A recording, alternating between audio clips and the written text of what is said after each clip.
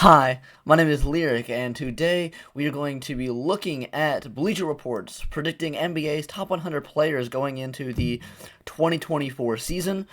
So they do this every year. They give a top 100 predictions who the top 100 players are going to be, for the next NBA season, and it's a very interesting idea. Obviously, because everyone has different opinions on this, and I'm gonna give my opinion on this and what I think of their rankings. I'm probably gonna do a ranking videos like this of my own pretty soon, so stay in tuned for that. Probably next week or something. Maybe not next week, but yeah, let's see how they go. So yeah, put your opinions on this in the comment section below and all that. Let's just get into it. Just reading this article here. So yeah, so okay, this is the process how they selected the picks right here. It says a series of random player A versus player B debates.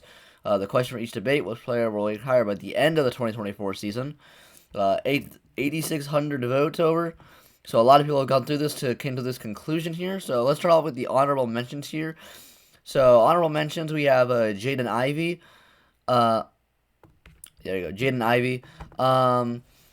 Jaden Ivey, I was not that impressed by his rookie season, especially because he's on the Pistons. He was on the Pistons with no Kate Cunningham, so I'm definitely not mad at him not being in the top 100. Jakob Poeltl, I mean, he is a very good defensive center for the Raptors. I have to see the 100 players to see if I'll see over there, but there's a lot of talent in the NBA. For for a guy like some of these guys here to not make the top 100, it's how you know. Shaden Sharp. We don't know how good his upswing is going to be, especially because you don't know his role, because we don't know if Damian Lillard is going to get traded or not. Ivica Zubac. Underrated center. He had like a 30-30 game sometime in the season. Clint Capella, another guy, like Zubac and Poeltl, he's a really good center. Mike Conley, he's aging, so he's going to get some regression there. Brandon Miller, second overall pick. He could come out in his rookie season and become a top 100 player. You never know. Dylan Brooks. The offense is just too bad for his defense to make up for it. Wendell Carter. I'm very surprised he didn't make the top 100. He's a very good player, man. He's like the third best player on the Magic probably the next season. But he's like very, versatile and stuff. I'm surprised he didn't make it. And then Jeremy Sohan. He can make it if he jumps out a bit more. So let's see who the top 100 is. Starting off with number 100, which is Tobias Harris from the 76ers. Probably their, fourth best player. So right here, yes, 2023 stats, average 15 points, 6 rebounds, 3 assists, 50% from the field, 39% from 3 in 74 games played. He's ranked 68th last year. He's down 32 spots. Tobias Harris, I mean, he doesn't add much other than like a quick bucket, so I would take there's a lot of guys I would probably have over him. So it does make sense, but he is still a decent scorer for the Sixers, and he can come up with a big game every now and then, so it makes sense. Number 99, Josh Hart. Honestly, I'd probably have him higher. I don't know, we'll see who we have here, but I think he adds a lot, because he's one of the best rebounders for his position, and I feel like he has a lot of hustle plays, good defender, good, spark shooter. But yeah, so he's played for the Knicks now, 2023, when he played for the Blazers, and then last half for the Knicks, 10 points, 8 rebounds.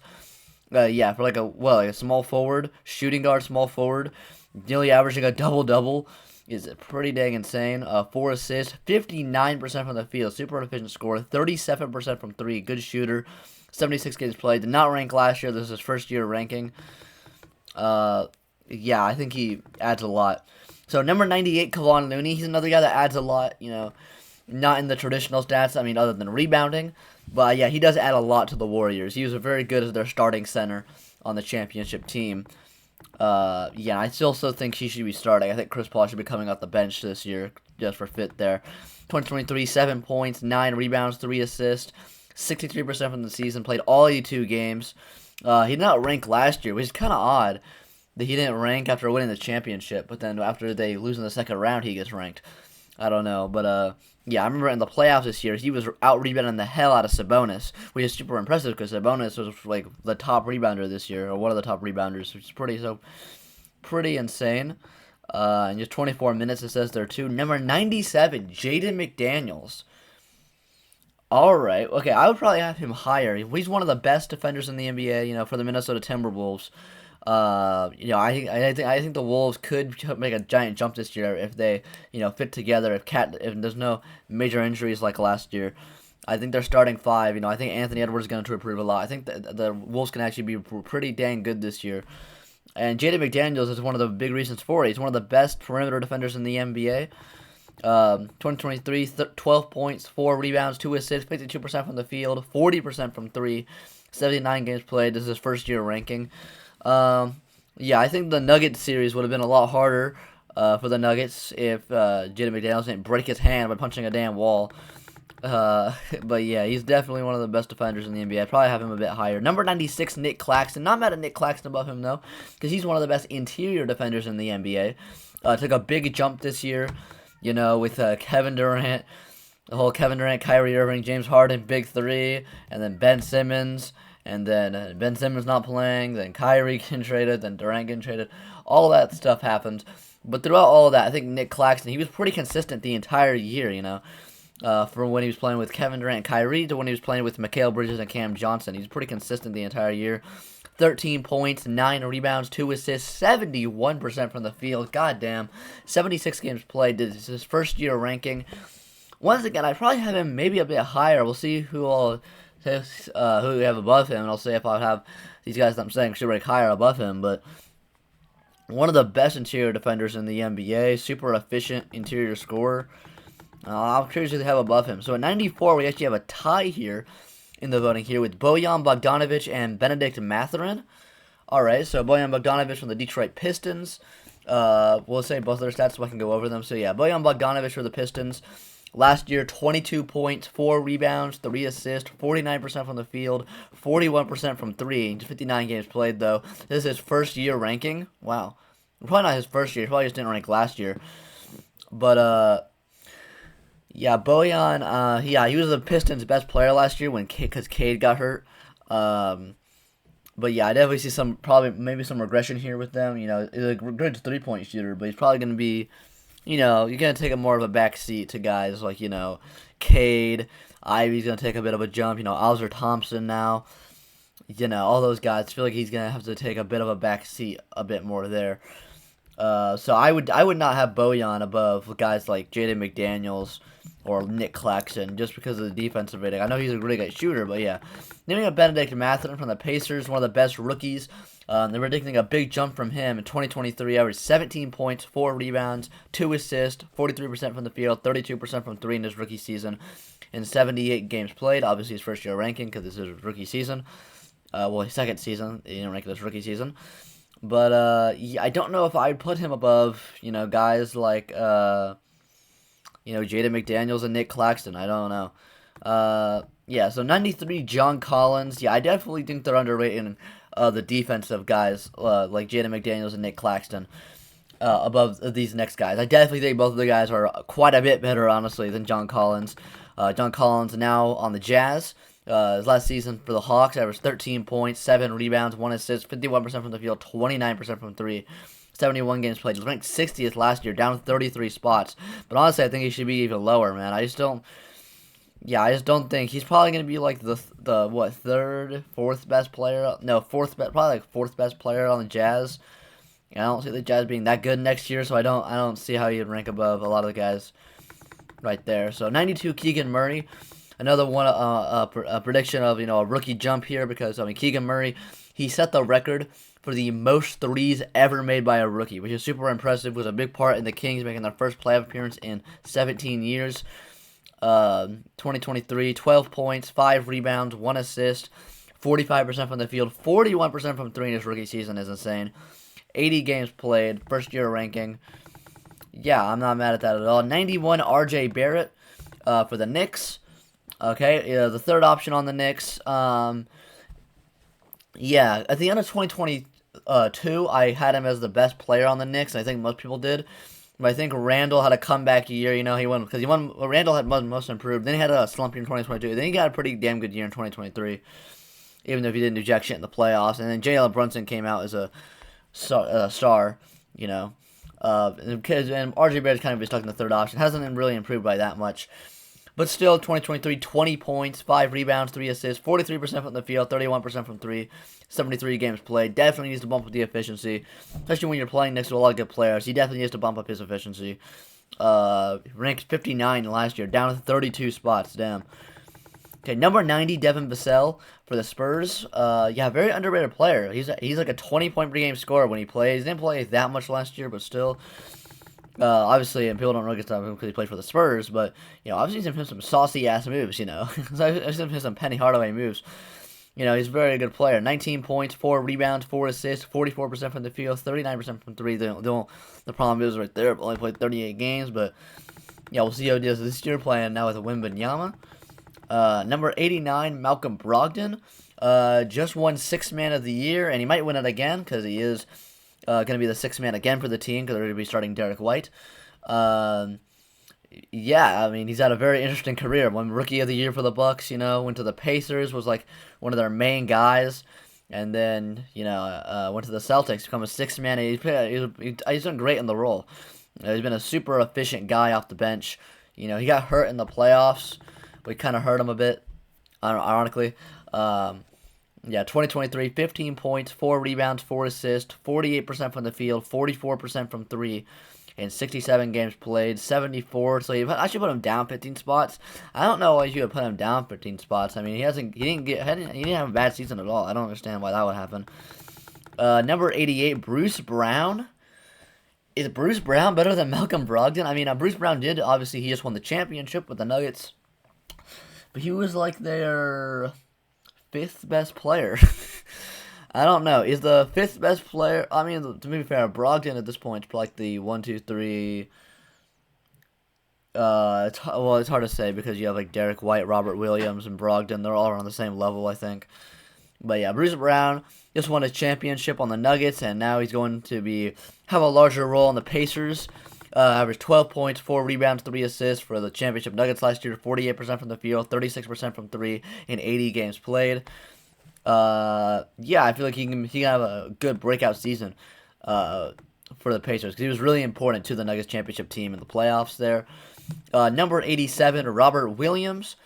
I feel like Robert Williams does get overrated by some Celtics fans. So don't get me wrong.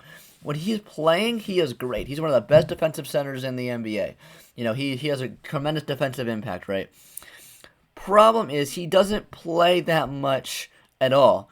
1, because he gets injured a lot, and 2, because they still like to play Al Horford over him. So he's like a bench player that also gets injured a lot. So you don't see him play nearly as much, which is why I would definitely have a guy like Nick Claxton above Robert Williams personally, because I can rely on him more. 2023, Williams averaged 8 points, 8 rebounds, 1 assist, 75% shooting, but only for 35 games played. Yeah, so yeah, I'd put Claxton above a guy like Robert Williams personally. Number 86, Walker Kessler, another amazing defensive center. I really liked him as a rookie. They traded Rudy Gobert, and then they got a Gobert replacement instantly in the trade, which is just absolutely insane. Yeah, I think he's going to be the Jazz second option this year, the second best player. Rookie season, 9 points, 8 rebounds, 1 assist, 72% shooting, 33% from 3, 74 games played, while being one of the best, probably the best rookie defender.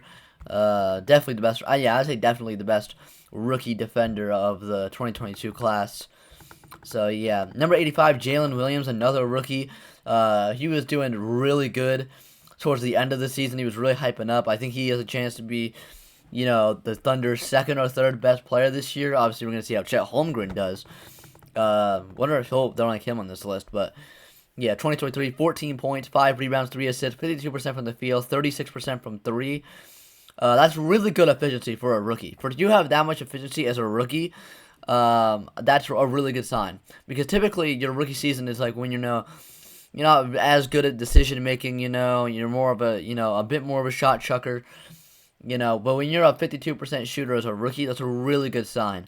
What he's gonna be as a great scorer in the league. He's also really strong. And he's a really good player in general. Jabari Smith at 84. Yeah, I would definitely have guys like, this is another guy that was just a rookie. I would definitely have guys like Walker Kessler and, Jalen Williams above Jabari Smith. I think they had far better rookie seasons, and I think they're in better situations to improve a lot more than Jabari Smith. So I don't really understand this placement here. I didn't really like his rookie season at all. I feel like, yeah, very inefficient. 13 points, 7 rebounds, 1 assist. 41% from the field, 31% from 3, 79 games played. Yeah, I'm definitely way higher on Walker Kessler and Jalen Williams than Jabari Smith. So 83 of Scoot Henderson. So this is a guy, first guy on this list that has not ever played in the NBA before. They're predicting to be 83rd in the NBA. Yeah, it could be complicated what he's going to be like with the Dame situation, you know. Is Dame going to come back, or are they going to trade Dame, or is he going to be on the team but not playing, and they'll have, like, Scoot as the point guard, you know, but they won't have any more assets that they got from a Dame trade, or will they have more assets, you know. It all depends on that and what situation Scoot's going to be in, but yeah, definitely one of the most hyped draft prospects. Would not be surprised if he's super good. 82, Alperen Şengün. Yeah, he's the best player on the Rockets currently. Maybe, other than maybe Fred VanVleet. We'll see. He is very inefficient. But yeah, Şengün, he was the best player on the Rockets last year. He could have a chance to go another jump again. 15 points, 9 rebounds, 4 assists. 55% from the field, 33% from 3, 75 games played. This is his first year ranking. Yeah, I feel like he has a large potential to improve this year. You know, with the Rockets, I feel like they're trying to be more competitive this year, which I think gives Şengün a big opportunity to succeed. I feel like he could, you know, really improve a lot there. Number 81, Nikola Vucevic. Okay, I probably definitely disagree with this one. I mean, Vucevic, I just don't feel like he adds nearly as much to the game as a lot of the centers they put so far. I don't think, yeah, Şengün, Claxton, Rob Will, you know, I feel like all those guys, Walker Kessler, I feel like all those guys are more impactful than Nikola Vucevic. I mean, like, he's not that great of a defender, and I mean he's a good rebounder and like a decent scorer. I mean, 18 points, 11 rebounds, 3 assists, 52% from the field, 35% from 3, like all 82 games. Last year ranked 66, down 15 spots. I definitely put him lower. I put a lot of those center guys above Vucevic. I feel like they're definitely overrating him a bit here. Number 80, Jalen Green. Jalen Green, he could take a jump this year. He had a bit of a sophomore slump where he didn't really improve by all that much from rookie season to sophomore season. But he could take a jump here. The main thing he needs to work on is the efficiency. You know, let's look at the stats here. Yeah, he has the volume down. He really needs to work on the efficiency. 22 points, 4 rebounds, 4 assists, only 42% shooting though, 34% from 3. Both of those not all that great. Last year they ranked him at 70, so they put him down 10 spots after his second season. But yeah, Jalen Green definitely is need of a big improvement. I feel like if he doesn't do that much of an improvement this year, I'd start to get worried if I was a Rockets fan about how good Jalen Green can actually be. Because he's definitely shown glimpses of being really good, but I still don't think he's that great of a player still right now. 79, Brook Lopez. I agree with him. Maybe I would even have him quite a bit higher. Because when I watch the games, bro, he is so impactful on everything, you know. He had one of the... Dude, it's insane how much he's revolutionized his games, right? Like, mid-30s. Because, like, early 2010s, he was a back-to-the-basket, mainly offense, leading scorer of a team that was mainly just in the paint, right? But wasn't that good of a defender, right?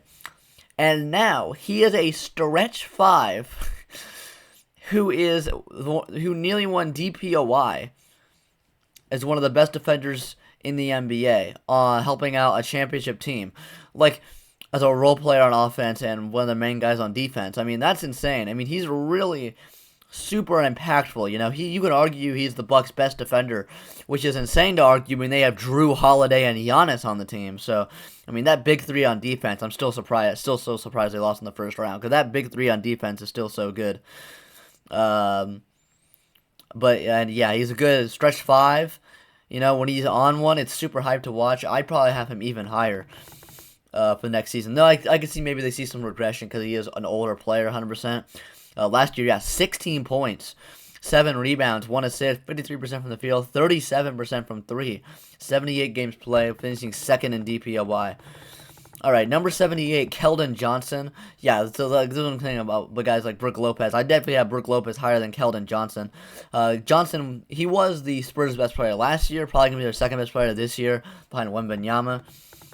22 points, 5 rebounds, 3 assists, 45% shooting, 33% from 3. Not great 3-point shooting, 63 games play, 80, going up 11 spots from 89 last year.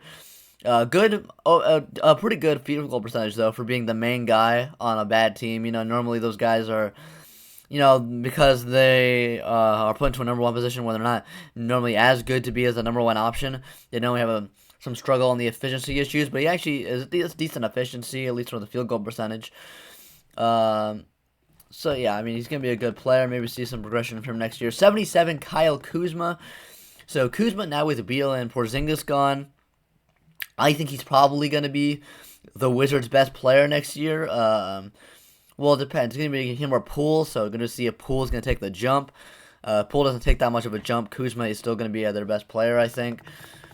Which, yeah, I mean, the Wizards are not gonna be good, but you know, Kuzma might put up some good numbers. I mean, last year, 21 points, 7 rebounds, 4 assists, 45% from the field, 33% from 3, 64 games played. Ranked 90 this year, he went up 13 spots. So he averaged 21 points while playing alongside 2 other 20-point per game scorers in Beal and Porzingis. So I feel like his numbers are going to go up this year 100%.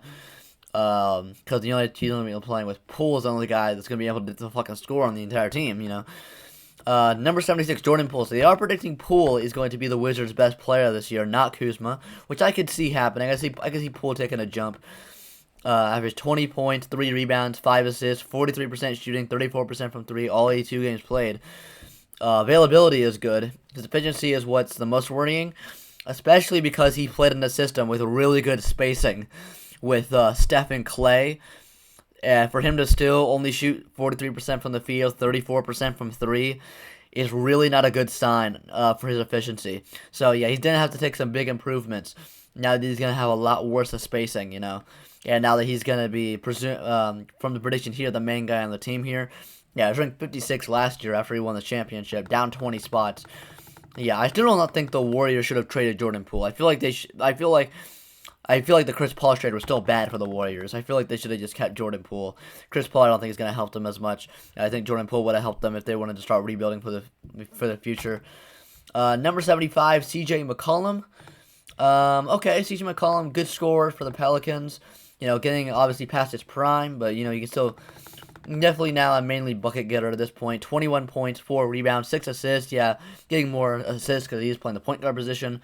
44% from the field, 39% from 3, and 75 games played. Okay, down 31 spots, you know. Not as impactful. 74, Anthony Simons. Yeah, one of the best shooters in the NBA. Once again, it's the Blazers, so I don't know what his situation is going to be. I'm presuming he's going to be their starting shooting guard this year. Probably like their second option in scoring or third option, depending on how good Scoot is out the gate. 21 points, 3 rebounds, 4 assists, 45% from the field, 38% from 3, 62 games played, going up just 2 spots. Okay. Not much to say about him. 73, Chet Holmgren.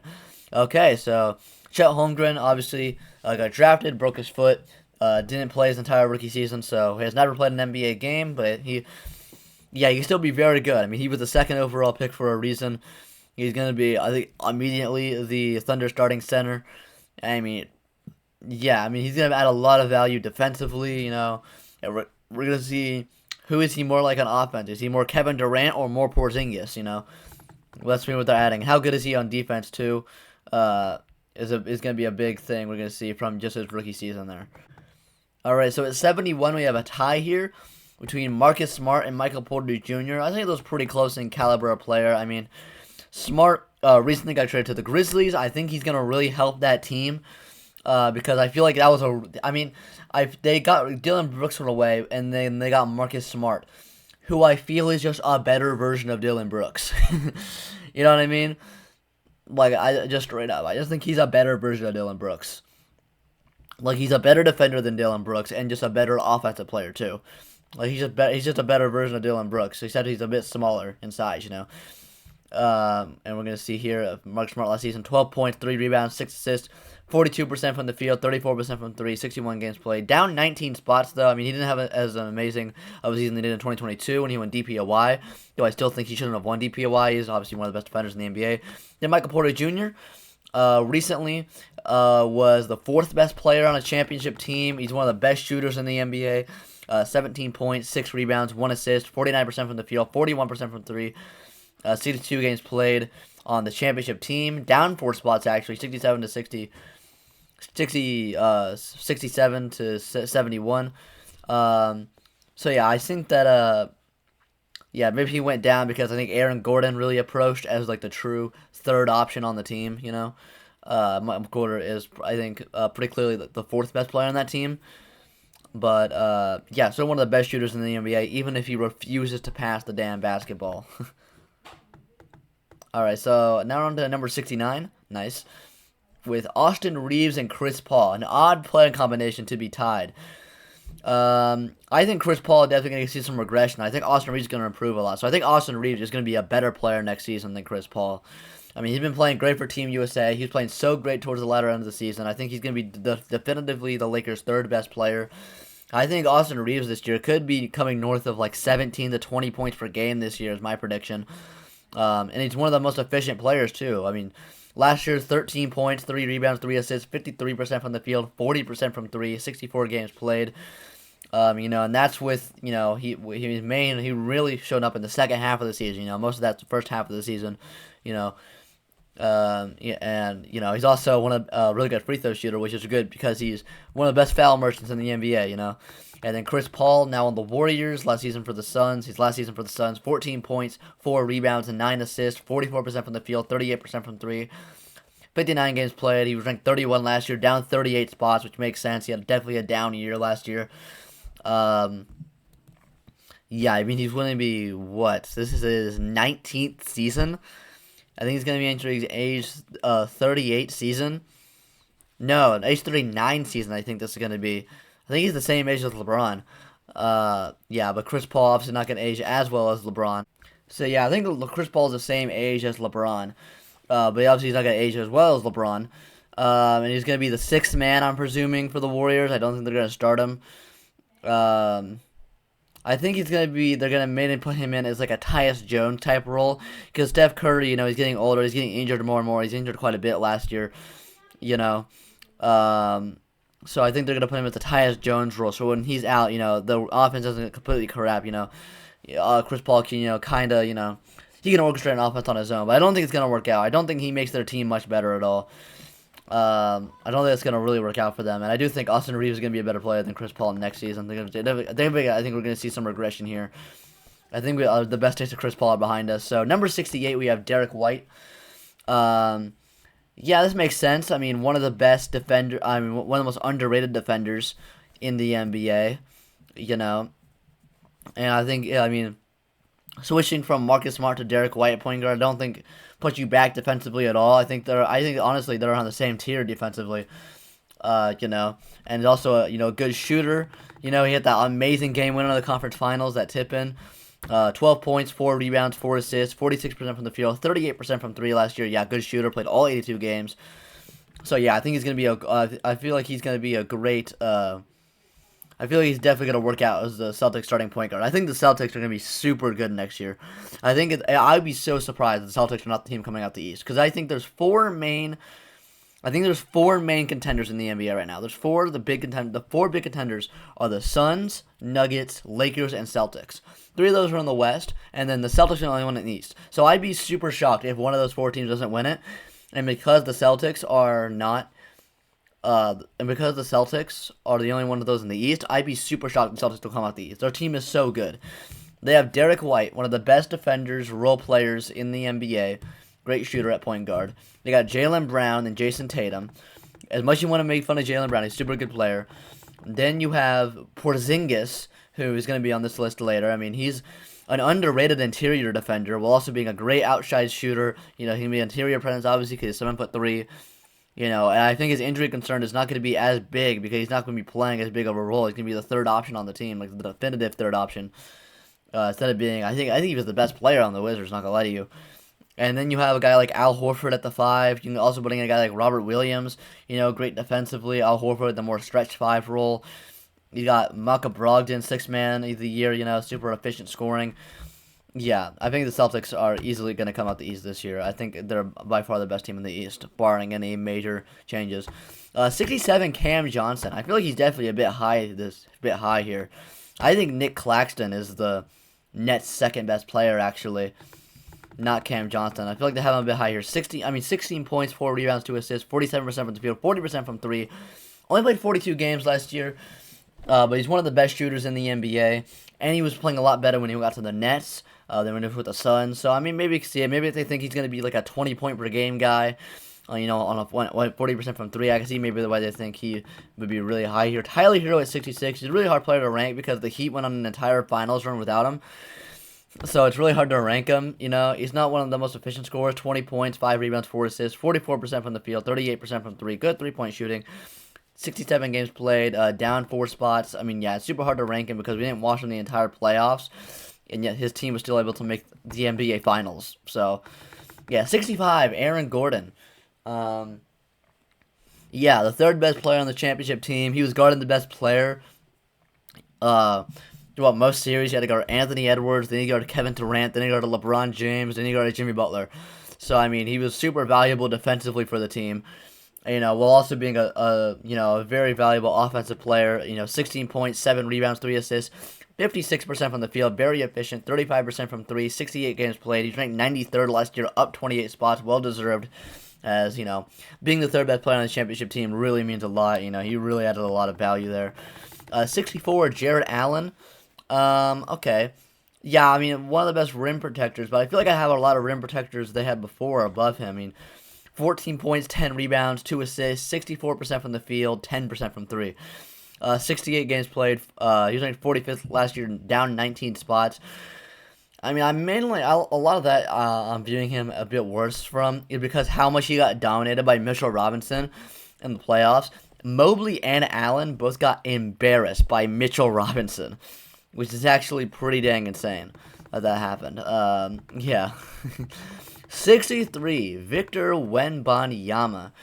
So, never played in the NBA. They think he's going to come in and be the 63rd best player in the NBA, which I don't think is that bad of a prediction because I think Paulo Banchero, you could argue, is like 63rd best player in the NBA. And he wasn't as hyped as Victor, so we'll see how he does. Obviously, it's going to be a lot to adjusting for being, 7'5", adjusting to the NBA game, but we'll see how it goes. 62, Rudy Gobert. Is Rudy Gobert really not top 50 anymore? I understand he had a pretty bad season. He actually had a really bad season for the Wolves. But, he's still one of the best defenders in the NBA. His defense has not gotten that much worse since he won 3 DPOYs. He's still an amazing rebounder, an amazing, finisher. 13 points, 12 rebounds, 1 assist, 66% shooting.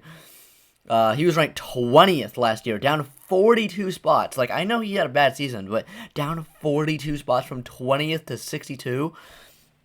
I don't know if I agree with that. I definitely have him higher here. I feel like, because look at, I'm going to have some other centers here. But, I feel like people just don't like Rudy Gobert. For some reason, he's one of the most hated players in the NBA. I don't know why. 13 points and 12 rebounds. That's on 66% shooting. Those are really good numbers while being one of the best defenders in the NBA. Those are super good numbers. I don't see why they put him so low. 61, Desmond Bane. I'd probably put him higher. Dang. I want to see who these players they have above these guys because Desmond Bane, one of the best shooters in the NBA. He's going to be put a larger role at least at the beginning of the season with Josh suspended the first 25 games. And I feel like it's going to be a bit difficult with positioning by having him at small forward probably because you'd want to start Morant, Smart, and Bane. So it'd be kind of weird putting him at small forward, but I feel like it still can work out, with a small ball lineup like that because you have Jackson and Adams as your front court, He's a super big power forward center combination. So, 22 points, 5 rebounds, 4 assists, 48% from the field, 41% from 3 as a volume 3-point shooter. Yeah, they put him down 6 spots. I don't understand how that happens. I don't understand why you'd put him down 6 spots. I think he had a much better year than last year. I don't know, maybe not much better, but he had a better year than last year, 22 points per game. I don't see that. Klay Thompson at 60, okay. Yeah, the Splash Brothers. I mean, he had a good year with Steph out most of the year. He was playing good. He was playing good, but he just sucked a lot of ass in the playoffs. 22 points, 4 rebounds, 2 assists, 44% from the field. Yeah, that efficiency. I mean, the 3-point percentage is definitely there, 41% from 3, but, everything except for his 3-point shot is definitely deteriorating away. He's down 17 spots. He was 43 last year. Yeah, I feel like he could definitely see some regression there, and I feel like the Warriors they're definitely going to start falling off this year, even more than they did this year. 59, Fred VanVleet. I feel like this is way too high. Fred VanVleet is, like, very inefficient. I feel like I'd have a lot of the players above here. I'd have Clay, Bane, definitely. Gobert, all these guys definitely above Fred VanVleet here. 19 points, 4 rebounds, 7 assists, but 39% from the field, 34% from 3. Down 18 spots, but I feel like he should be placed even lower. I don't know there. Now on the Rockets, obviously now. 57, Josh Giddey and Miles Turner with a tie. Yeah, it makes, I guess, yeah, I mean, they're around the same caliber, I guess. I'd probably have Giddey, because I feel like Miles Turner is a bit overrated defensively, because I feel like he blocks shots, but doesn't add that much, interior defense, actually, compared to some other players. I mean, yeah, Josh Giddey last year, 17 points, 8 rebounds, 6 assists, 48% from the field, 33% from 3, 91 last year. He's up 34 spots. Yeah, I think it's going to be the Thunder's second option here. I think the Thunder have a good chance to be good this year. They put up a lineup of like Giddey, SGA, Giddey, Dort, Williams, and Holmgren. They have a chance to be a serious playoff team next year because they made the play-in tournament with Jalen Williams in his rookie season and Chet Holmgren not playing.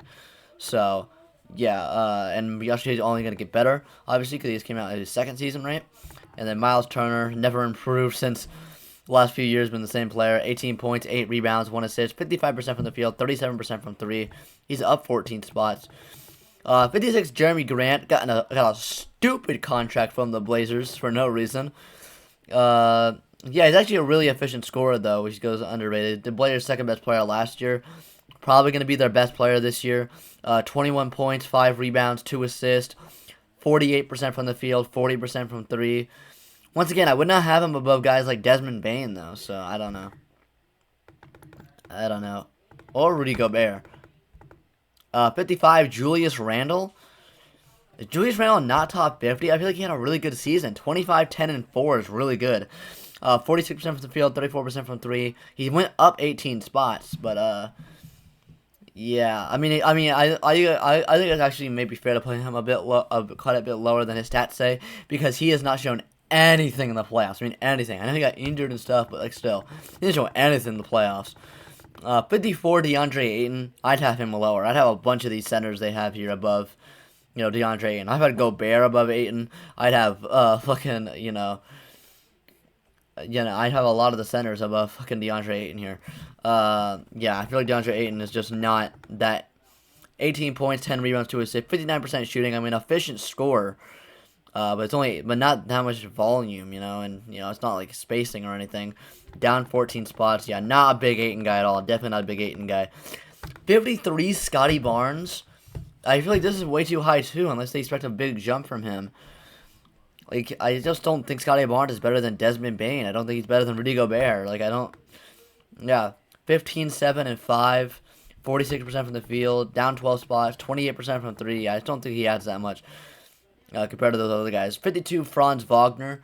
I appreciate this. I think Wagner could have a big step up next season. I think him and Banchero are going to be leading the Magic next year, and they had a really good second half of the season, the Magic. I think they actually could be some play-in sleepers to make the play-in tournament or something this year if Banchero and Wagner improve, So Wagner last year, 19 points, 4 rebounds, 4 assists, 49% shooting, 36% from 3, very nice, up 29 spots from 81. So, number 51, we have Tyrese Maxey, the third best player, maybe second best player by next year of the Sixers. We don't know what the hell's going on with James Harden. But, yeah, Maxey, 20 points, 3 rebounds, 4 assists, 48% from the field, 43% from 3.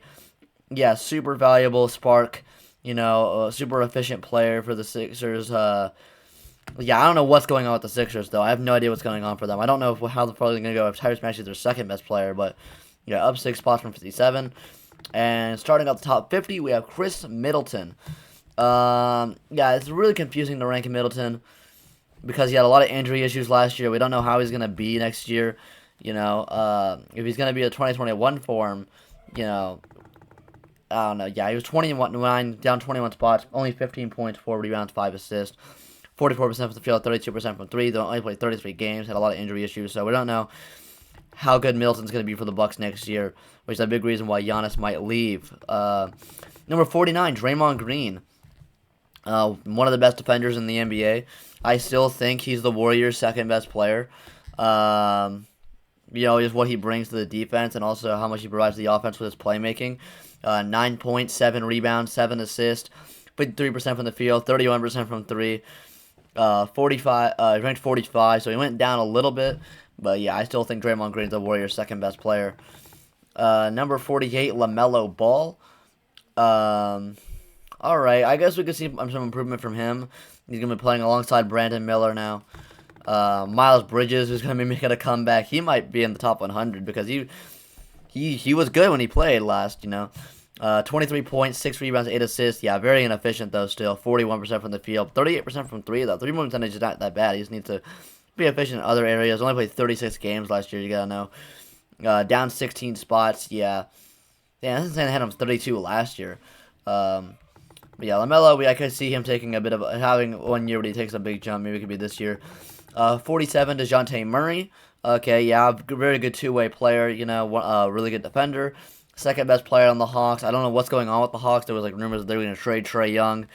I don't know. 21 points, 5 rebounds, 6 assists, 46% from the field, 34% from three. Not the most efficient scorer, but he adds value in defense as well. Down 11 spots. Yeah, he's definitely playing better when he's on the Spurs. 46, OG Anunoby. Maybe a bit high, question mark? I don't know. Because he is one of the best perimeter defenders in the NBA. 17 points, 5 rebounds, 2 assists, 48% from the field, 39% from three. Yeah, very good shooter. And one of the best perimeter defenders in the NBA. Is a really good combination. So he is really valuable to a team. And I'm really surprised the Raptors didn't trade him. Because I don't know what's going on with the Raptors. I don't know what they're trying to do this season. Because they're not rebuilding, but they're not contending. I don't know. Up 17 spots. Yeah, had a very good year. 45, Andrew Wiggins. I have Draymond above Wiggins. I feel like he's more valuable. But I'm not mad at him above there. 17 points, 5 rebounds, 2 assists. Only played 37 games last year. 47% from the field, 40% from three. If you want to put him because your value is scoring more than Draymond's playmaking, I'm not mad at it. He's up 8 spots. That's crazy. That Andrew Wiggins went up 8 spots from last ranking, despite the fact that in 2022 he won the championship as, you can argue, the second or third best player on the team. But then he has a season where he only plays 37 games, and the team loses in the second round, and he goes up 8 spots. That's really weird, Bleacher Report. I don't know what that's all about. 44, Zach LaVine. One of the best scorers in the NBA, but he can't do much else, The Bulls are not going to be good this year. I don't think they're even going to make the play-in tournament this year because they haven't done anything to change. 25 points, 5 rebounds, 4 assists, 49% from the field, 38% from three. Yeah, one of the best scorers. Down 17 spots from 27, I guess, because they saw more of an improvement. They thought there was going to be more improvement there. 43, Kristaps Porzingis. I do believe he was the Wizards' best player this year. And now being the third option on the Celtics, I think that's going to be super valuable. Yeah, I think he's going to have a good year. 23 points, 8 rebounds, 3 assists, 50% from the field, 39% from three last year. Yeah, very, very good, very, very good. 42, DeMar DeRozan. I see maybe some, regression in DeMar DeRozan. He's getting older, and I don't think the Bulls are going to be that good. 25 points, 5 rebounds, 5 assists, 50% from the field, 32% from three. Down 8 spots from last year. 41, Evan Mobley. So they're putting a big jump from Evan Mobley for him to be the 41st best player, because he is already one of the best defenders in the NBA. He really needs an offensive jump. His offense is really not there yet. 16 points, 55% shooting. Yeah, but he needs more of a dominant presence. 9 rebounds, 3 assists. Yeah, if he can get he actually went down 2 spots from last year. That's actually insane. That really is a big sophomore jump. We should not have that big of a sophomore jump, but yeah, still one of the best defenders in the NBA, right there. And he has a chance. He's still young. He has a chance for his offense to grow. Number 40, Paolo Banchero. I'm not mad at them thinking by next year he's going to be a top 40 player. Obviously, it depends. Some players have a really big jump by their second year. Some players, they kind of hit a slump. But yeah, I mean, Big Carrot averaged 20 points per game in his rookie season, 7 rebounds, 4 assists. Obviously, has some efficiency issues, 43%. But it's just rookie season. I think he can obviously get a jump there, and I feel like he just as a big wing. I feel like up 38 spots. I feel like that's deserved. 39, Cade Cunningham. Damn. So from not playing the entire rookie season, doesn't play the entire season, to 39th best player in the NBA. I mean, I could see him being really good next year because he had a really good rookie season. Yeah, he only played 12 games last year. In those 12 games, he was 26-6 on poor efficiency. To be fair, he's on a bad team, but I mean, I think the team's gotten better. Helping with but it's mostly young guys. Like Oscar Thompson, William Bogdanovich, Jaden Ivey, Jalen Duren, and stuff. Isaiah Stewart. That's insane. They put him up 9 spots, despite the fact that he didn't play the entire season. Yeah, I think he has a big chance at being super good next year, though, and leading the Pistons to more wins than expected. Though I don't like when people say that he's like in the front running to win most improved player. That makes no sense to me. He was the first overall pick, nearly won Rookie of the Year, then missed the entire season with injury. It would be so stupid if they won most improved. Okay, number 38, Darius Garland. Yeah, I mean, 22 points, 3 rebounds, 8 assists. I mean, yeah, one of the best scoring, playmaking combinations in the NBA. Super good shooter, for the Cavs. I mean, I gotta remember the Cavs were doing so good throughout the entire season. It's just that they got embarrassed in the playoffs because fucking Evan Mobley and Jared Allen couldn't grab a game and rebound over Mitchell Robinson, Brunson was running circles around them boys. Actually, I'd bring the exact same spot, so there you go. Number 37, Drew Holiday. Drew Holiday, I feel like he's underrated by some people, but at this point, I feel like he's also getting overrated by some people. Like, a lot of people have been always saying, oh, Drew Holiday's underrated, Drew Holiday's underrated. He is really not good in the playoffs. Like, as a scorer, he is, like, really not good in the playoffs. And also, like, he has a lot of games where he's just not good on offense that I feel like just get skipped because he's not, like, a star player. He's good enough that people will say, oh my god, he's underrated, but he's not good enough for people to, like, criticize him when he has a bad game. But it's like a situation, he's at 19 points, 5 rebounds, 7 assists, 48% from the field, 38% from 3. Yeah, down 2 spots. He's still a fantastic player, though, arguably the best perimeter defender in the NBA. And a good scorer for Giannis. He's the Bucks' second best player. So, yeah. 36, Jalen Brunson. I'd probably him quite a bit higher. 36? He was like by far the Knicks' best player in the playoffs and led them to the second round, destroyed the Cavs, had a competitive series against the Heat, 24 points, 4 rebounds, 6 assists, 49% from the field, 42% from 3, super good efficiency, up 25 spots. I feel like Brunson should definitely be higher. Like, I'd have Brunson above Sabonis here. Sabonis is one of the best triple threat combos in terms of his scoring, rebounding, and assist. 19 points, 12 rebounds, 7 assists, 62% from the field, super efficient scoring, 37% from 3, going up 15 spots. I mean, he had a great year for the Kings. I'm more concerned because he didn't really have that good of a playoff run in total. And also because he is an efficient scorer, but he's rarely ever a volume scorer, and I feel like a lot of his playmaking isn't like, Jokic-type playmaking, in terms of, like, I don't feel like he's really facilitating, like, controlling the offense nearly as much as a 7 assist would. Let me go off to 34, Bradley Beal. I'd put him a lot lower. I feel like Porzingis is better. I feel like Porzingis was the Wizards' best player last year. And Beal now going to be the third option for the Suns. He is going to be their point guard, so maybe we're going to see some playmaking from him. He's also getting older. I definitely think this is too high for Beal. 23 points, 4 rebounds, 5 assists, 51% from the field, 37% from 3. Only played 50 games, but, good efficiency. Down 9 spots. He was 25. 33, Tyrese Halliburton. Definitely would put him a lot higher. Wow. Brunson and Halliburton, I'd have a lot higher here. Halliburton is one of the best playmakers in the NBA. He's an amazing shooter. I feel like I love the way he controls the offense. Like, he is the Pacers' offense. Like, when he was out for a few games, the Pacers, like, were so terrible. But they were actually, like, a play-in team, a playoff team even, when he was playing most of the season. He's averaging, how many assists he averages? Like 12 assists, 10 assists per game, to be able to go to 21 points, 4 rebounds, on 49% from 0, 40% from 3. Super efficient scorer while being one of the best playmakers in the NBA. I think he should definitely be a lot higher here. Yeah, up 18 spots still, but I feel like he should be even higher. 32, Lauri Markkanen. Okay, this makes sense. I mean, Lauri Markkanen had one of the biggest jumps I've ever random jumps I've ever seen. I mean, he's actually one of the most efficient scorers in the NBA now. I think Damian Lillard had like a 50, 40, 90 season. Yeah, 50% from the field, 39% from three, 26 points, 9 rebounds, and 2 assists for the Jazz. I mean, he had a fantastic season. 31, Jaren Jackson Jr. Okay.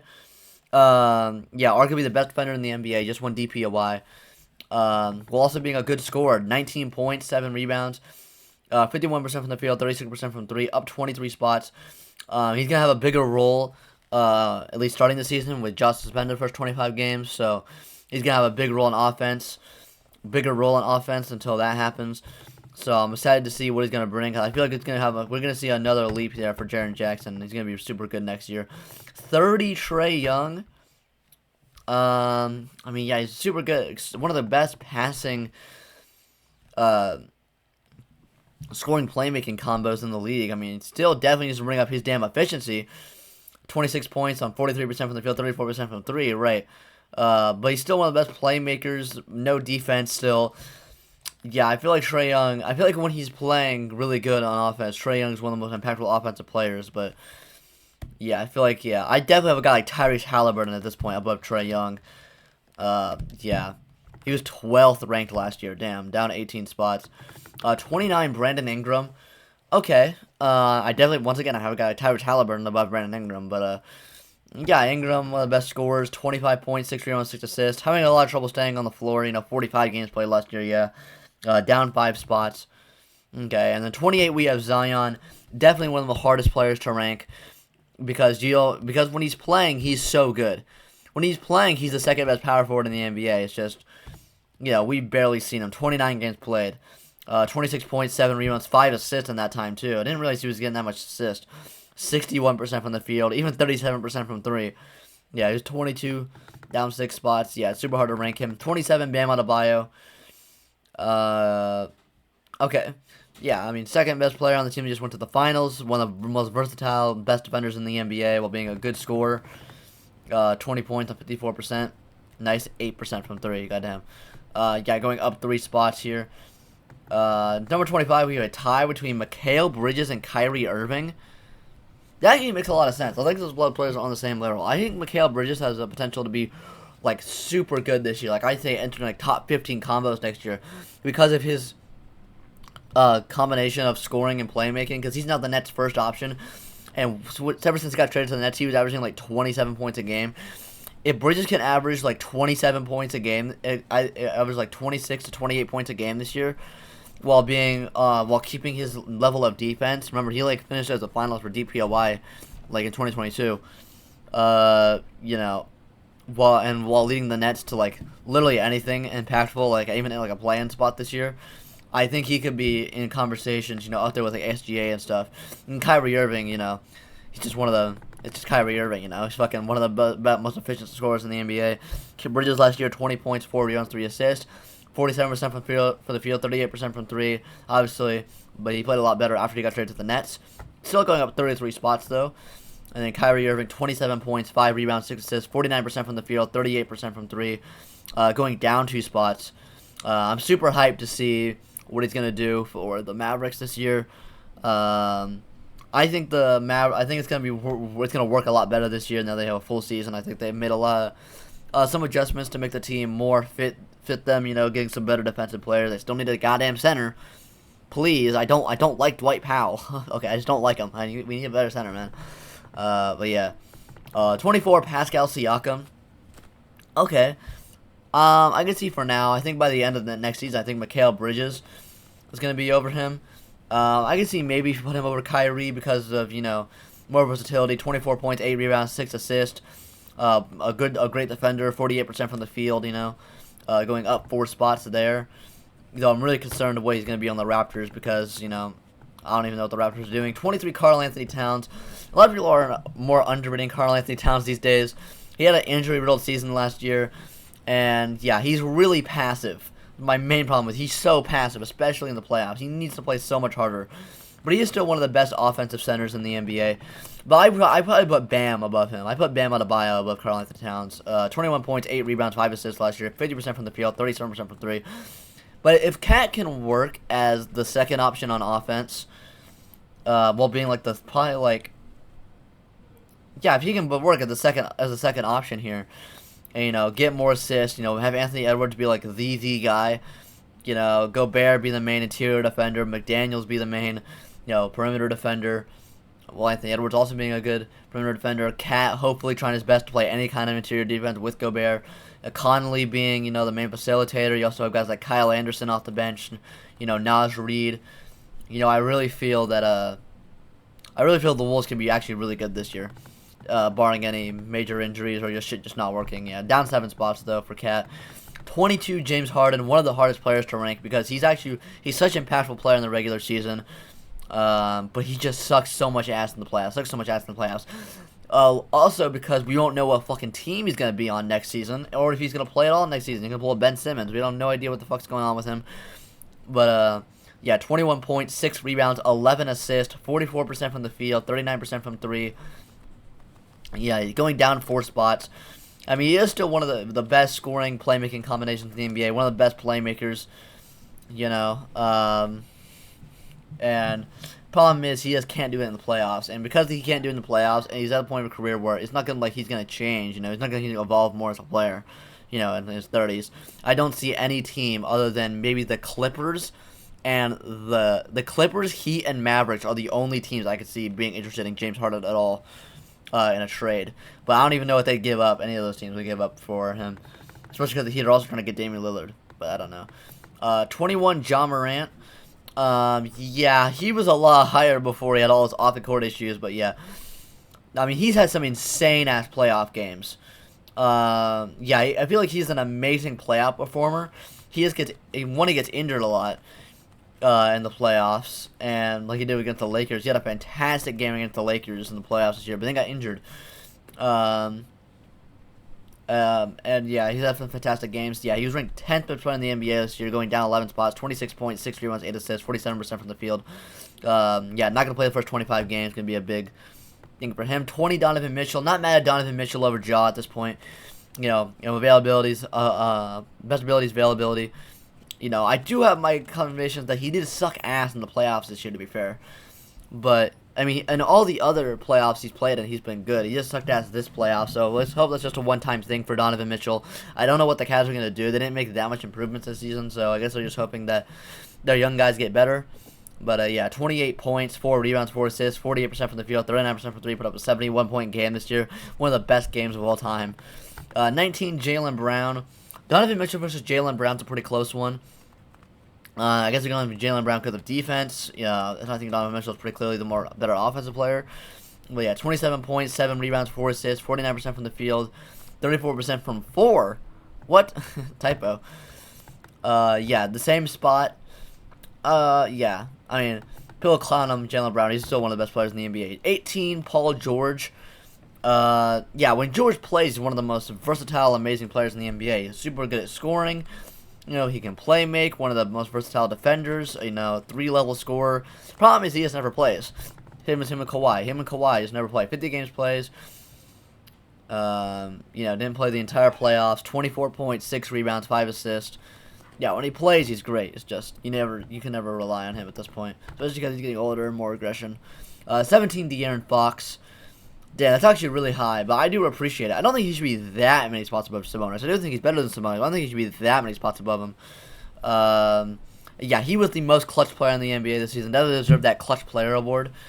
He was battling Steph Curry in the playoffs. He was doing great. 25 points, 4 rebounds, 6 assists, 51% from the field. Led the Kings to the first playoff appearance in 17 years. Very nice. Up 30 spots. 16, Jamal Murray. I'm honestly not that mad at it. He had a fantastic playoff run. I mean, he was out-dueling a bunch of guys, obviously second best player on the championship team. Not mad at Jamal Murray being this high up. 20 points, 4 rebounds, 6 assists, 45% shooting, 40% from the regular season. 21 spots, but he even played way better in the playoffs. 25 points in the playoffs.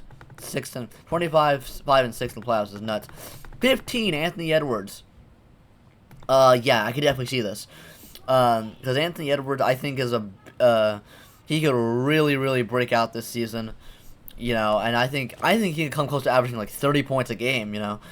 And really lead the Wolves to a far place. He is the best player on the USA World Cup team right now.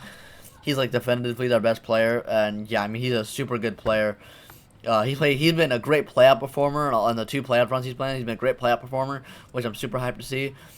25, 6 and 4, 46% from the field, 37% from 3, up 9 spots there. 14 Damian Lillard.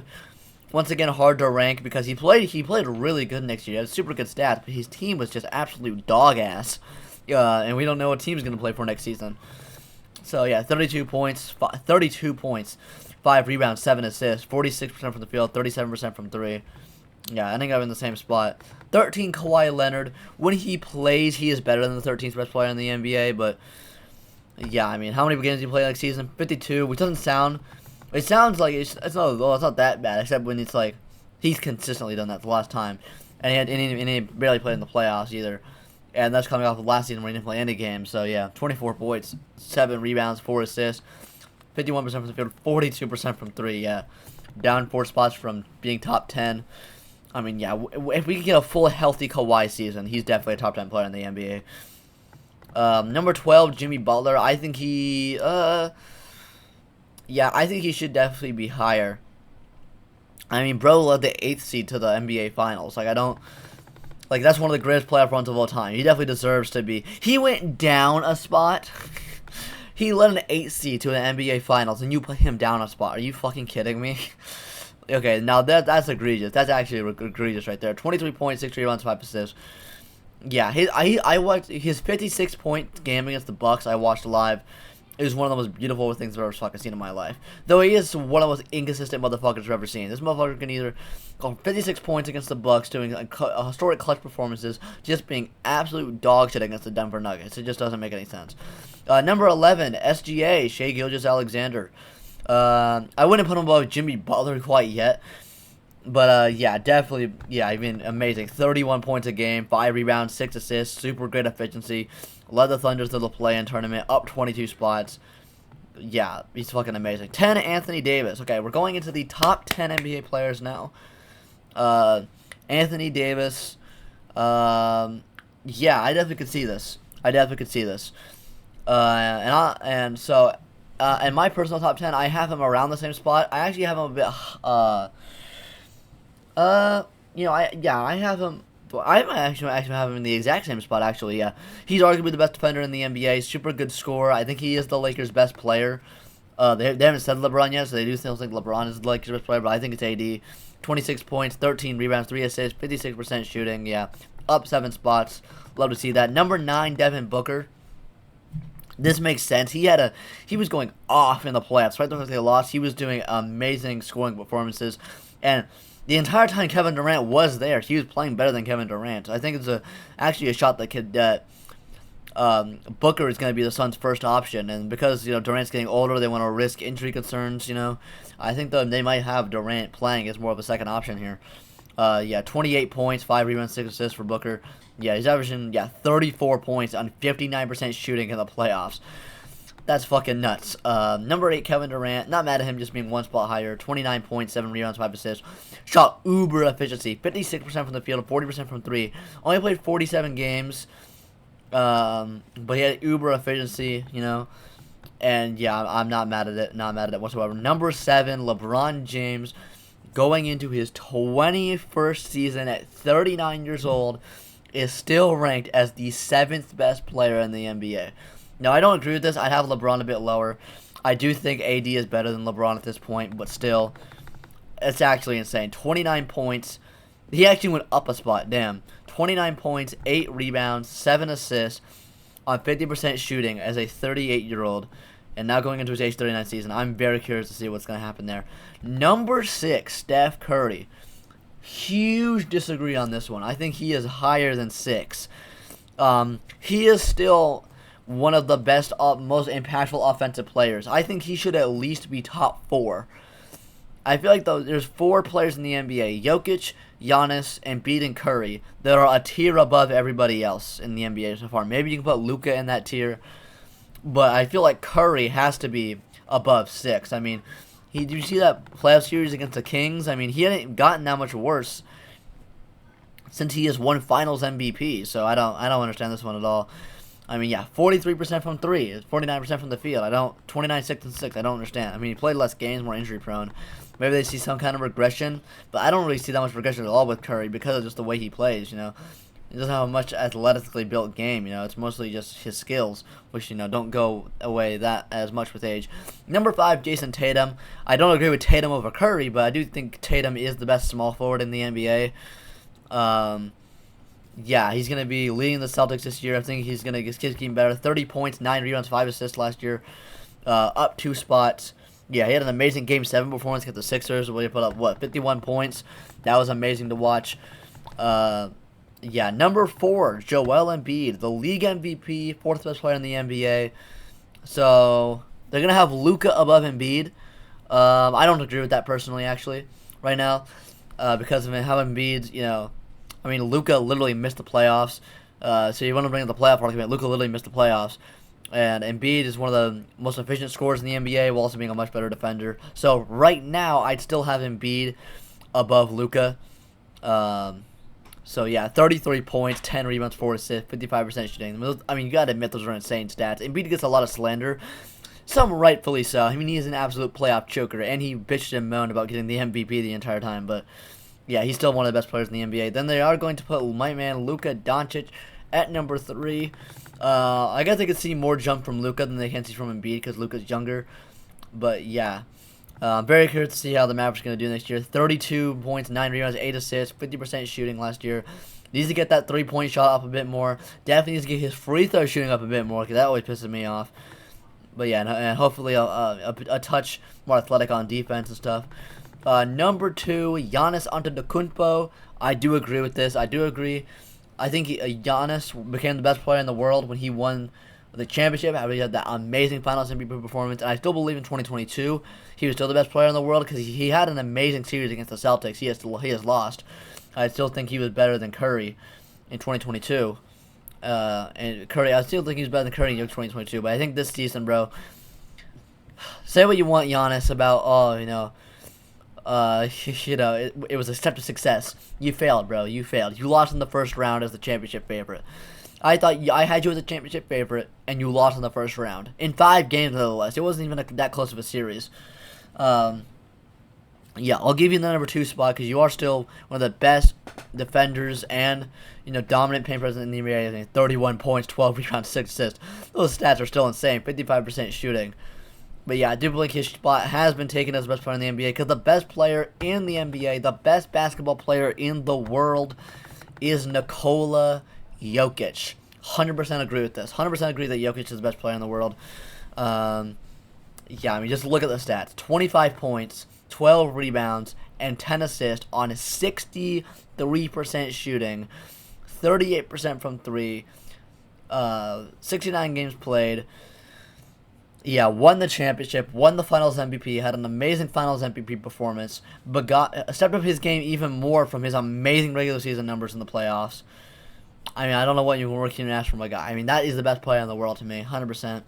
So yeah, so what do you guys think of the Bleacher Report list here? I know it's a long-ass video, but yeah, comment your thoughts on, who do you think is your, let's say, like, top 10 if you can't make a top 100, and what spots do you heavily disagree with, what spots do you heavily agree with, and yeah, go watch the rest of the videos on this original videos channel, and go watch my reaction channel for more NBA, videos, and yeah, bye.